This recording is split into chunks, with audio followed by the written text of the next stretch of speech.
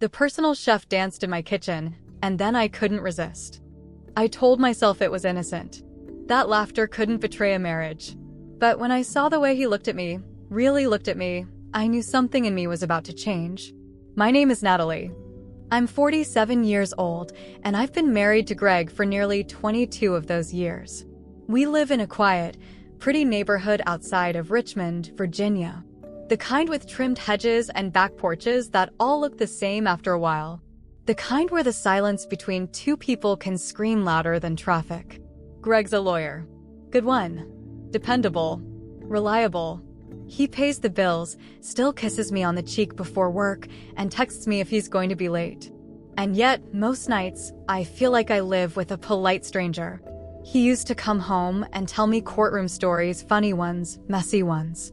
Now, we sit across from each other at the dinner table like coworkers with nothing left to report. I cook. He eats. I clean. He falls asleep watching reruns of war documentaries. I climb into bed next to his back. Every Tuesday, I go to yoga. Thursdays, I volunteer at the animal shelter. Sundays, I roast chicken and pretend it's not always just the two of us at the table. And I smile. Because what else do you do when nothing is wrong, but everything feels like it's slowly going cold? It was Greg's idea to hire the chef.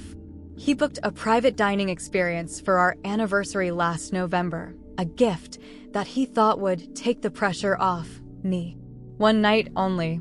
Some hip, up-and-coming chef who'd do a gourmet 3-course meal in our kitchen.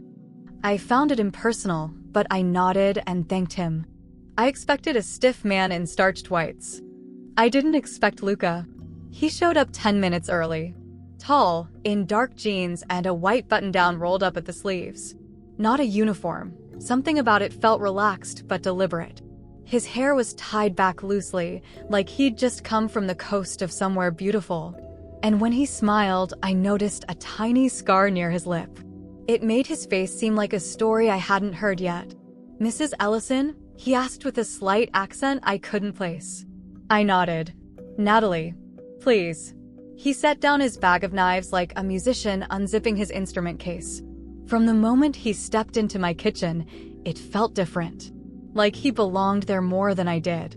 I watched him move, measured, confident, playful. He narrated what he was doing with a touch of mischief, tossing cherry tomatoes into the air like he was performing for a small, silent crowd. For once, our kitchen didn't feel like a chore. It felt alive. Greg spent most of the evening on his phone, half listening, half working. But I didn't. I leaned against the counter and listened to every word. The second time I saw Luca, it wasn't planned. He texted me 3 days after the dinner. Somehow, I hadn't realized Greg gave him my number to confirm details and said he left behind a small paring knife, his favorite one. Could he swing by and pick it up? I said yes too quickly. It was 4:30 on a Thursday. I still had my apron on from baking lemon tarts for the shelter fundraiser, flour on my forearms, hair in a loose knot. He knocked once and let himself in. The confidence in that made something flutter in my chest. "You were baking," he said, lifting the air to his nose. "Smells like comfort." I laughed. "Smells like overcompensation." He looked at me like he wanted to ask more, but didn't. Instead, he spotted my record player in the corner, where I always kept it ignored. "You still listen to vinyl?" "Sometimes," I said, wiping my hands. "What's your favorite?" I told him it was Etta James.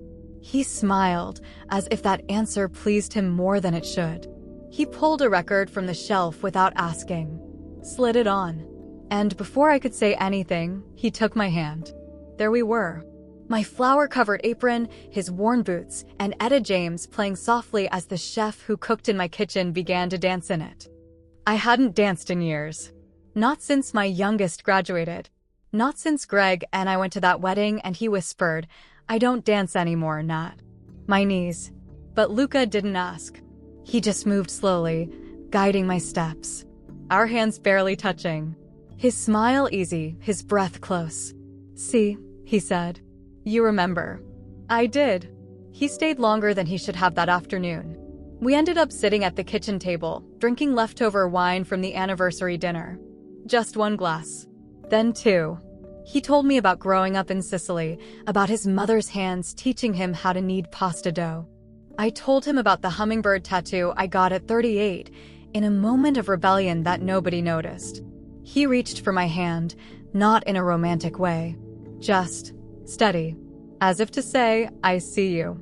And I let him hold it. Too long. When he finally stood up to leave, I walked him to the door. The light outside had turned golden, softening everything it touched. He turned to face me. Natalie. We were inches apart. I felt the heat of a moment waiting to become something else. Something dangerous. But before anything could happen, I heard Greg's car in the driveway. We jumped apart like teenagers. My heart slammed into my ribs. Luca pressed his hand to the side of my face, just briefly. Next time, he whispered, and then he slipped out the back door like he was never there. I stood in the doorway, breathing hard, hands shaking. Next time? There couldn't be a next time. Could there? I didn't sleep much that night. I lay next to Greg, watching the soft rise and fall of his chest in the dim light from the hallway. His breathing was steady, his face peaceful in a way that almost made me feel cruel. Almost. My heart was still racing hours later. From the wine, from the closeness, from the way Luca had said, next time, like it was a promise. Like it was something we both wanted but weren't ready to admit out loud. In the morning, the kitchen still carried traces of him. The Etta James record was still resting by the turntable. The 2 empty glasses on the counter stood like evidence of something, not quite criminal, but not innocent either. I ran my fingers along the rim of one of the glasses, remembering the warmth of Luca's palm against my cheek, the way he looked at me like I was someone new, not someone settled. Greg came in, rubbing his eyes. He mumbled something about being low on milk and asked if I wanted pancakes that weekend. It was our ritual, Saturday pancakes, but lately, even those felt like tradition without heart. Like he was checking off boxes on some invisible list. I nodded, smiled, and poured him coffee. He didn't notice the glasses. He didn't notice me. I told myself I wouldn't see Luca again. I repeated it like a mantra, while folding laundry, while doing dishes, even in the middle of downward dog at yoga. I'd remind myself, this is your real life. That was a moment. Nothing more. But I missed him. Not just him, the person. I missed the version of myself that existed when he was around. The playful, unguarded woman who danced without fear of judgment, who let herself laugh too loud and drink too much wine. I didn't realize how deeply I'd gone until I started changing the way I dressed for errands. Until I started checking my phone a little too often. Waiting. And then one afternoon, there it was. A text. I've been thinking about that song. And your smile. I stared at it for nearly an hour. Didn't reply. The next day, he sent another. A picture this time, his hand pressing dough on a floured surface, the caption. Missing your kitchen. I didn't reply to that one either. But my breath caught in my throat. 3 days passed. Then a week. Then I broke. I told Greg I had a meeting at the shelter. He barely looked up from his laptop. Just said, okay. Don't forget the dry cleaning if you're out that way. I texted Luca. 1 hour. You know the door. I don't remember what music was playing when he arrived, just the feeling. The air thick with anticipation. His smile softer this time. No performance. Just quiet hunger. We didn't cook. We stood in the kitchen, inches apart. He ran his fingers along the edge of the apron I hadn't even tied yet. You look tired, he said. I feel quiet. He nodded like he understood. We didn't rush it. There was no wild moment of tangled limbs or urgent decisions. It was slow, achingly slow. He touched my arm. Let his hand trail down until it found mine. Brought it to his chest like a promise he wasn't sure I was ready to make. When he kissed me, it wasn't explosive. It was careful, almost reverent. Like I was something precious. We crossed a line we couldn't uncross. And for the first time in years, I didn't feel guilty. I felt alive. It didn't take long for the cracks to show. I was careless because part of me wanted to be caught. I started humming in the kitchen. Wore lipstick to yoga. Cooked for no one. Greg noticed. Just not in the way I expected. One night, I left my phone unlocked on the counter while I ran to the garage. When I came back, Greg was standing there, holding it. He didn't say a word, just placed it back down and walked away. That night, he didn't sleep in our bed. The next day, his wedding ring was gone. I confronted him. He sat in the den, looking at me like I was a puzzle he didn't care to solve. "I saw the photo," he said. I blinked. "What photo?" He turned his phone toward me. It was a still image, a screen capture from FaceTime. One I didn't even know had connected. It showed me in the kitchen, smiling, Luca behind me, arms around my waist. I gasped. "I didn't send that." "I didn't." "I know," he said, cold. "You must have tapped the wrong thing." Lucky me.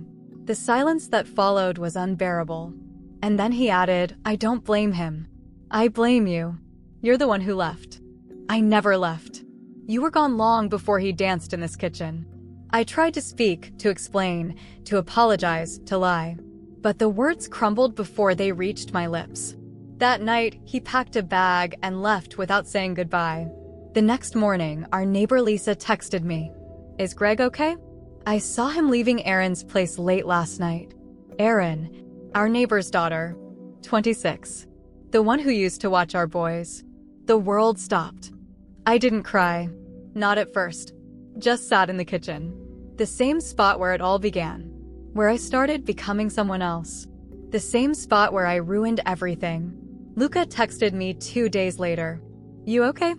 I didn't answer. I knew I couldn't invite him into the wreckage. Because this wasn't love.